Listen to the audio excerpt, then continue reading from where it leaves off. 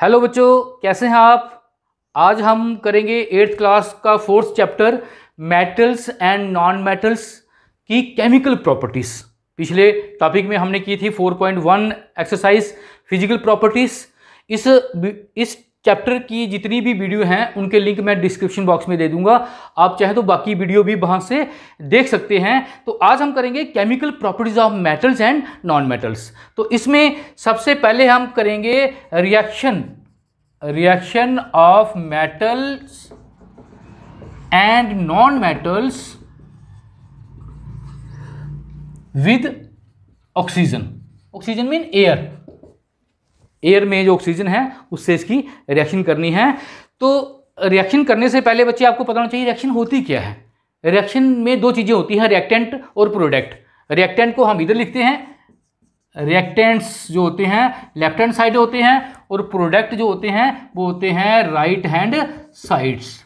Reactant react होते हैं और प्रोडक्ट बनते हैं। जैसे आपने चाय बनानी है तो पानी, चाय पत्ती, चीनी और दूध हो गए हमारे रिएक्टेंट्स, वो कंबाइन होंगे और प्रोडक्ट बनेगा। चाय बनेगी, जहाँ चाय पत्ती जो नीचे बैठ जाएगी वो हो जाएंगे हमारे प्रोडक्ट्स। क्लियर बच्चे। और आपने एक चीज़ और याद रखनी है, रिएक्शन में जो मेटल्स या नॉन मेटल्स जो रिएक्टेंट लिखे होते हैं उनके साथ SLGAQ वगैरह लिखा होता है। ठीक है जी, हम इग्नोर कर देते हैं बातें, तो ये आपने अपने दिमाग में बिठा लेनी है अभी से। तो ये S mean solid, L mean liquid और G मीन गैस और AQ मीन एक्यूस। मीन वो जो रिएक्टेंट है या प्रोडक्ट है सॉलिड फॉर्म में होगा तो S लिखा होगा, लिक्विड फॉर्म में होगा तो L लिखा होगा, गैस में होगा तो G। अगर उसका सोल्यूशन पानी में बनाया होगा, एक्यूस मीन वाटर, तो उसके साथ एक्यू लिखा होगा। ये भी याद रखना है। और एक छोटी सी बात आपने ये याद रखनी है बच्चे, ये जो मेटल्स है ना इनके सिंबल आपने याद करने हैं। मेटल तो ऐसे तो बड़ी सारी हैं, 85 से भी ज़्यादा मेटल हैं पीरियोडिक टेबल में, लेकिन जनरली हम रिएक्शन इन्हीं की करते हैं मोस्टली। तो इनके सिंबल याद रखने हैं, K for potassium, Na for sodium, Mg for magnesium, Al for aluminium, Zn for zinc, Fe for iron, Cg for copper, Ag for silver, Ag for gold. ये जो 4-5 ऊपर वाली मेटल है ना, इन्हीं को हम बार बार रिपीट करते हैं रिएक्शंस में। तो चले बच्चे देखते हैं chemical reaction of metals with oxygen. Oxygen के साथ कैसे रिएक्ट होती हैं मेटल्स और नॉन मेटल। पहले हम मेटल्स की रिएक्शन करेंगे, ऑक्सीजन के साथ मेटल की रिएक्शन करेंगे। तो आपने ये लिख लेना है, पहले ये दिमाग में बिठा लेना है बच्चे कि मेटल्स जब ऑक्सीजन से रिएक्ट होती हैं तो वो हमेशा बनाती हैं मेटल ऑक्साइड्स। ये जनरल जो रिएक्शन है ये अपने दिमाग में बिठा लेनी है कि मेटल जब भी ऑक्सीजन से रिएक्ट होगी वो बनाएगी मेटल ऑक्साइड। देखते हैं बच्चे, लेते हैं हम सोडियम मेटल, इसको S लिखा होगा सॉलिड फॉर्म में, और ऑक्सीजन से रिएक्ट होगी गैस। ऑक्सीजन कहाँ से आई? एयर से। ये रिएक्ट होगी और बन जाएगा सोडियम का ऑक्साइड, जिसका फॉर्मूला होता है Na2O। अगर बैलेंस करना है तो ये 2 टाइम हो जाएगा, ये 2 टाइम हो जाएगा Na2O, 2 ऑक्सीजन हो गई, और ये हो जाएगा हमारा 4 टाइम। अगर बैलेंस कर सकते हैं तो ठीक है, नहीं तो आप विदाउट बैलेंस भी लिखेंगे चलेगा। उसके बाद अगर पोटाशियम की रिएक्शन आप करते हैं ऑक्सीजन से, this is solid, this is gas, तो ये क्या बन जाता है बच्चे? Potassium oxide. This is potassium oxide और दिस इज सोडियम ऑक्साइड। और आपको बताएं ये रिएक्शन इतनी फास्ट होती है, अनकंट्रोल्ड रिएक्शन होती है ये। क्यों? क्योंकि सोडियम और पोटाशियम मेटल बड़ी ज़्यादा रिएक्टिव होती हैं, ऑक्सीजन से जब वाटर से बड़ी जल्दी रिएक्ट कर जाती हैं। इस कारण इनको हम बाहर नहीं रख सकते, इनको केरोसिन ऑयल में, मिट्टी के तेल में रखा होता है, वो भी बंद बोतल करके कि कहीं ऑक्सीजन उसके अटैक ना कर दे। अगर ऑक्सीजन अटैक करेगी तो वो ऑक्साइड में चेंज हो जाएगी और अनकंट्रोल रिएक्शन हो जाएगी। ऐसे ही बच्चे ये क्लियर हो गया। मीन ये रूम टेम्परेचर पे ही बड़ी फास्ट रिएक्शन होती है। लेकिन अगर हम बात करें कुछ और मेटल की, मैग्नीशियम की या एल्युमिनियम की, तो इनको ये तब तक ऑक्सीजन से रिएक्ट नहीं होंगी जब तक इनको आप बर्न नहीं करेंगे या जलाएंगे नहीं, है ना। जब तक आप इनको हीट नहीं करेंगे तब तक ये रिएक्शन नहीं होगी। हमें पता है कोई भी चीज़ जलती है किसकी मदद से जलती है? एयर में जो ऑक्सीजन होती है। तो मैग्नीशियम ऑक्सीजन से जब रिएक्ट होगी तो बनाएगी ऑक्साइड, जिसका फार्मूला होता है MgO। Magnesium oxide. बैलेंस करना है तो हम कर सकते हैं, अगर नहीं करना तब भी ठीक है। ऐसे ही एल्युमिनियम जो है वो ऑक्सीजन से रिएक्ट होती है तो बनाती है एल्युमिनियम ऑक्साइड Al2O3।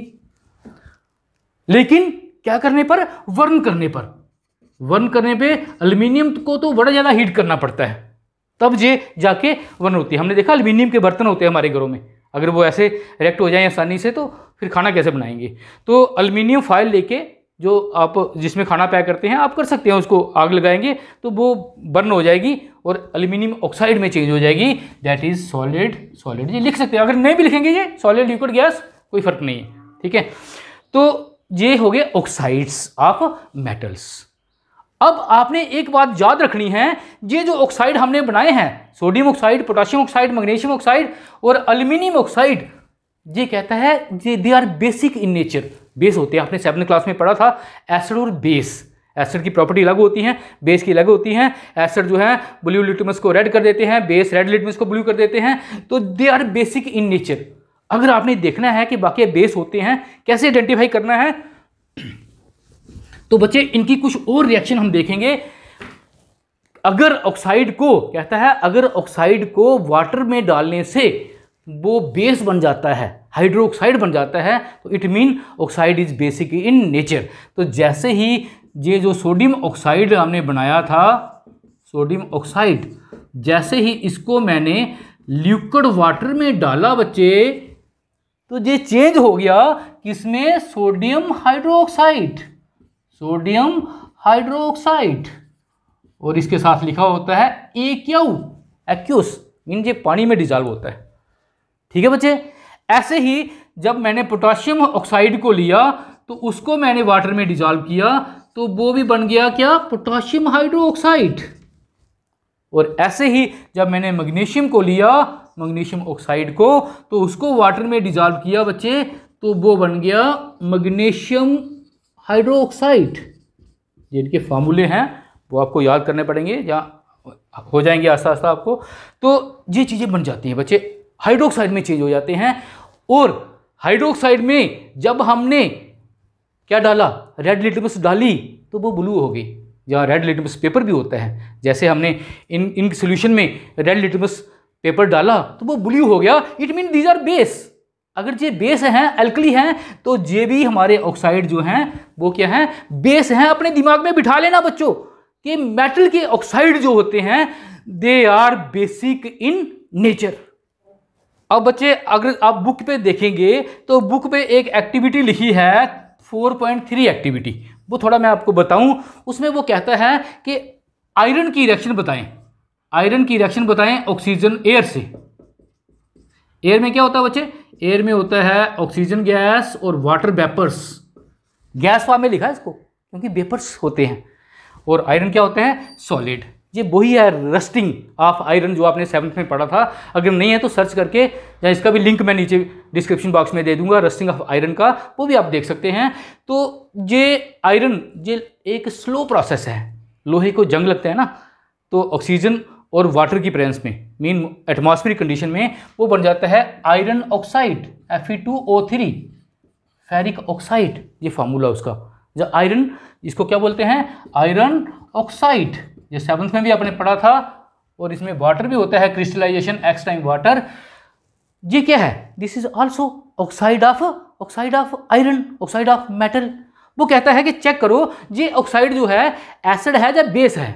तो उसने कहा ये जो रस्ट बनी है, ये जो राख आयरन के ऊपर है, उसको निकालो, उसको थोड़ा ब्री करो पाउडर फॉर्म में और उसको पानी में डिजॉल्व कर दो। ये बुक में फोटो दिखाया है जैसे।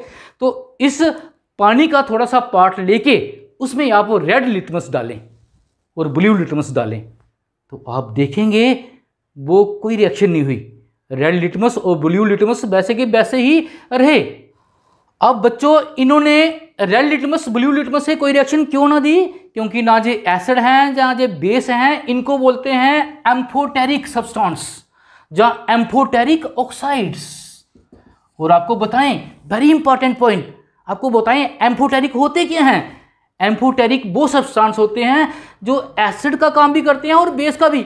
मीन अगर इसको किसी स्ट्रॉन्ग एसिड में डालते तो ये खुद बेस बन जाता है, और अगर इसको स्ट्रांग बेस में डालें तो जी एसिड बिहेव करता है। जी आप देखेंगे बड़ी क्लासों में, सिर्फ आपने ये याद रखना है एम्फोटेरिक वो होते हैं वो which act as both acid and base.